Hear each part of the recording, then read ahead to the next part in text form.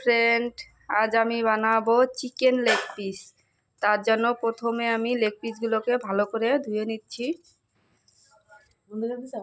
এখন আমি লেগ পিসগুলোকে এভাবে চিড়ে নিচ্ছি, তাহলে মশলাগুলো ঢুকবে।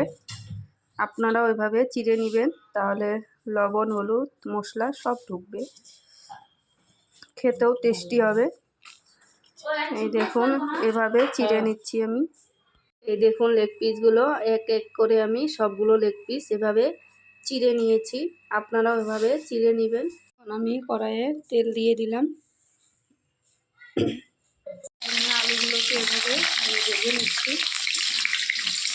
আমি এখানে নিয়েছি পেঁয়াজ কুচি, টমেটো কুচি, আর নিয়েছি তেজপাতা, লঙ্কা বাটা, জিরা বাটা, এই হচ্ছে রসুন বাটা, এটা আদা বাটা, গোটা রসুন, হলুদ গুঁড়ো, লঙ্কা বাটা। এগুলো আমি তুলে নিচ্ছি, ভাজা হয়ে গেছে। মিষ্টিগুলোকে ভেজে নিব।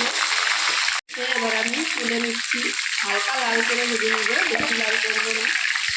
গোটা জিরা, তারপর দিয়ে দিচ্ছি তেজপাতা, দিচ্ছি পেঁয়াজ কুচি। পেঁয়াজ কুচিটা হালকা লাল করে আমি ভেজে নিব। লাল হয়ে গেছে, এখন আমি টমেটো কুচিটা দিয়ে দিলাম। এখন একটু নাড়াচাড়া করে নিব, তারপর আমি মশলাগুলো দিয়ে দিব। এখন আমি আদা বাটাটা দিয়ে দিচ্ছি, তারপর দিয়ে দিলাম রসুন বাটা, এটা জিরা বাটা, তারপর দিয়ে দিচ্ছি লঙ্কা বাটা। এখন আমি গোটা রসুনগুলো দিয়ে দিলাম, হলুদ গুঁড়ো দিয়ে দিচ্ছি। এখন দিয়ে দিব স্বাদ মতো লবণ। আমি মশলাটাকে ভালো করে কষিয়ে নিব 5-10 মিনিট।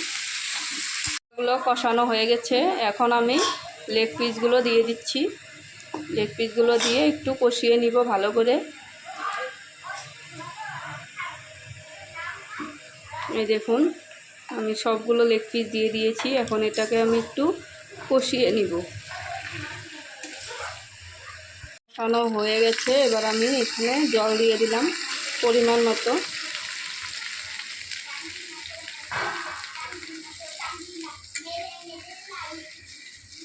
এখন আমি গরম মশলাটা বেটে নিব। এই দেখুন আমি এতটুকু নিয়েছি গরম মশলা, এখন বাটবো আমি। বাটাটা হয়ে গেছে, এখন আমি গরম মশলাটাকে তুলে নিচ্ছি।